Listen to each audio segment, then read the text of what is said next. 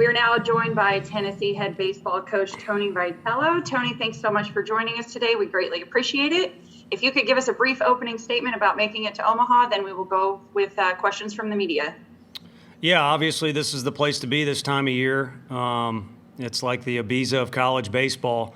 They do it upright, and it's been drawn out into an even bigger event since the new building of the new stadium. And I know our guys are excited as any team to be here. Eventually we'll all get down to business, but the pageantry and everything that comes with being here is certainly phenomenal. Thank you, Coach. We'll go to questions now. Our first question comes from Troy. Troy, please go ahead. Hey, Tony. Trevor Overheron from the Daily Times. I know you talked yesterday about the home runs that y'all hit in terms of transferring that to Omaha, but on the flip side of that, how much do you think it benefits your pitchers that have kind of maybe seemingly the only runs they give up are home runs? How much do you think it benefits them to play in a bigger park and kind of being able to pitch in a bigger park like that? No, I definitely think it does. It's incentive to throw strikes, and one of our guys, our guys on the mound, their brand name is to try and attack, and you get rewarded when you do throw strikes. Not only in our park, but especially here, like you said, because it has a tendency on most days to play a little bigger. So I think that incentive is there, and there's no reason for our guys to change, doing what they've done to get us here. Our next question comes from Ben. Ben, please go ahead. Tony, baseball, you have to have so many repetitions to get better, and it's kind of been a quirky week with a week off in between games, and I imagine the NCAA is kind of dictating when you all practice and whatnot. But how have you all kind of made sure that the guys continue to get reps so that maybe there's not any rust on Sunday?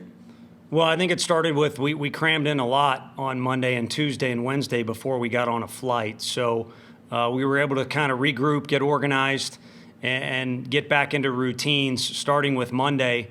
And then since we've been here, everything is laid out, structured pretty well. I guess the difference is, when you're asked to do things, it's bam, bam, bam, and then you end up with a chunk of free time. So it's not as spread as evenly, but otherwise, no complaints from us and probably any other team. You get enough repetitions for this time of year. If this was February, we crank up the team meetings and analysis of some things, but this time of year, it's just kind of about playing, and if anything, our players have certainly earned the right to have that freedom. Thank you. And just a reminder for media, before you ask your question, if you could state your name and affiliation, that will help as Coach cannot see you. Let's go next to Kelly. Kelly, please go ahead. Hey, Tony, Kelly Ann Stitz with WATE TV in Knoxville. Congratulations on being named Coach of the Year by 2 different organizations. What does that honor mean to you? Thank you. It's a lot at once. I mean, it's one more thing that I owe gratitude to our players for. The other thing I think that I mentioned to them is it means we made wise decisions in who we hired around us, because those are the guys that are putting together the nuts and bolts of the program. And, Frank Anderson, I don't mean to discredit any of the other guys, but people inside college baseball know what's going on in our program. Pitching is incredibly crucial for everybody. And that guy is the most experienced leader in our dugout, and it affects our program in a great way. So I certainly am humbled and appreciate it. I think the emphasis is on this year because you look around the coaches that are just here in Omaha, but also in our conference and across the country. Like I said, it's humbling. And I think the thing I like the most about it is it got my niece to say that she thinks I'm Uncle of the Year in a text message. So that's the one I'm going to hang my hat on for sure. That's awesome. Let's go next to a question from Ryan. Ryan, please go ahead. Ryan Shumpert, VolQuest. Obviously, it's going to be hard when you get to Omaha, no matter who's there. But with 3 programs that have been no stranger to making the College World Series, do you kind of revel in that opportunity to compete against the big programs across the country? Yeah, I think that's why our kids selected to come to our place. They wanted to compete in the SEC, which is find out what you can do against the best. And then a lot of it, too, was, coming to Tennessee and trying to, revitalize the program. So those are both things that are great challenges. So I think it's in their DNA to welcome a challenge. It's certainly been difficult right out of the chute for us when you talk about playing Wright State to start the tournament. So as we sit here, ready to enter a new tournament amongst 3 other teams, I think it matters a little bit who they are and what they've got, but more than anything, it's kind of on our shoulders to be who we are and stay true to what got us here. Our next question comes from Bill Stekis. Bill, please go ahead. Tony, your dad is a legendary high school baseball and soccer coach, and with Father's Day coming up, we're just getting some input on, I know you're close to your dad. What does he mean to you coming up on Father's Day? He means the same as the way every kid looks up to their father, and even more for me, because it not only involves me as a person, but also my occupation. So in a roundabout way, I'll lean on the cliche. It's too hard to put into words. But I am a believer in karma. When I grew up, I watched, legendary coaches like Augie Garrido come here multiple times. And I know he was a guy that was certainly into karma and things, work in a certain way. And it's just crazy that, we're here for the first time and it's going to land on Father's Day. So I'll cherish it when I get out of bed in the morning. Maybe it's a little extra incentive to get a win, but regardless of how things go, it'll be great to know he's in the stands, and it'll be a pleasure to hook up with not only he, but the rest of my family after the game. Yeah. Let's go next to Robbie. Robbie, go ahead. Hey, Tony, Robbie Falk from the Starkville, Mississippi Daily News. I was curious your thoughts on, first of all, the Evan Russell this year and what he's meant to your team, but also how he's developed in your time there and how much better he's gotten over the last couple of years. Yeah, it's a pride point for us because, when he first stepped on campus, we had just gotten the job. You're trying to analyze what you have, what you don't have. And to be honest, we didn't think we had much there with Evan. He came with a reputation of a guy who could hit, but had a lot of those high school tendencies that hitters have there, and it's a different level. We weren't sure what position he could play, and he's kind of been a parallel to what the program's become. Just get a little bit better each day, and that's what he's done in a bunch of different facets of the game. And now he's a centerpiece of the locker room. He's a centerpiece of the lineup, and a guy who we thought did not have a position. I've got video that's comical of him trying to catch his first fall for us, then move to the infield, then move to the outfield. He's become a plus defender and has really made a difference in some of our games with his glove and his arm. So he's a guy we can point to, whether it be recruiting or for fans. He's not the most important one, and he's not the only one that fits this billing, but he is kind of the ultimate Vol as it relates to the baseball program.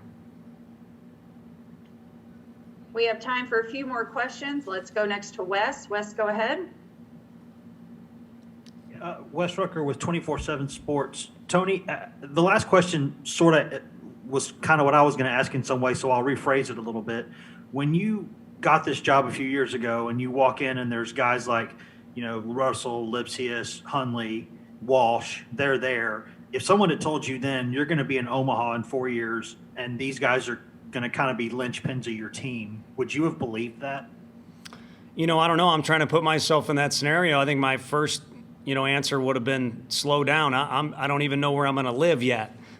So it was a whirlwind for a couple years, and because of the pandemic, I guess here we are in year 4. But without year 3 being completed, it's a little bit of disorientation. So dating back to that, my analysis, and I'm just being honest. People may disagree. I may be wrong, but Coach Delmonico was a legend at University of Tennessee.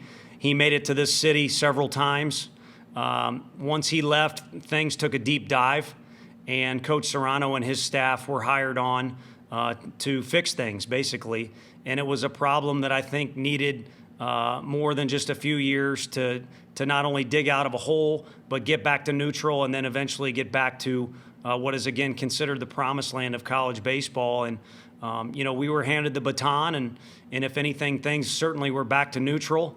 And it helped us get a running start into things. And a lot of it's just those kids' character. When we got there, like I said, we didn't think we had a ton of talent, even though there was enough there to compete a little bit in the SEC.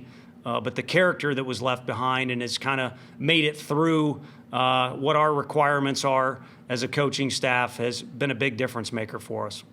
How basic were those building blocks for the first year or two? I mean, I know you said before talking about painting the weight room and other things like that, but just how basic do you have to start building a foundation to get to where you're a championship program?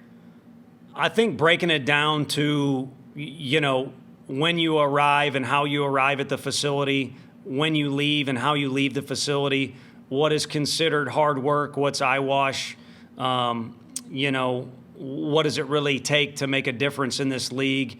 And then, when you raise that question, literally in a team meeting, it comes down to mentality. And then we kind of knew we had a big deal here. There was some talent, but there needed to be a mentality shift. So there was a little bit of a feeling out process. As a doctor, hopefully you don't just start prescribing things. You got to take some time and kind of analyze what's going on, what you think might be an issue that could use some assistance.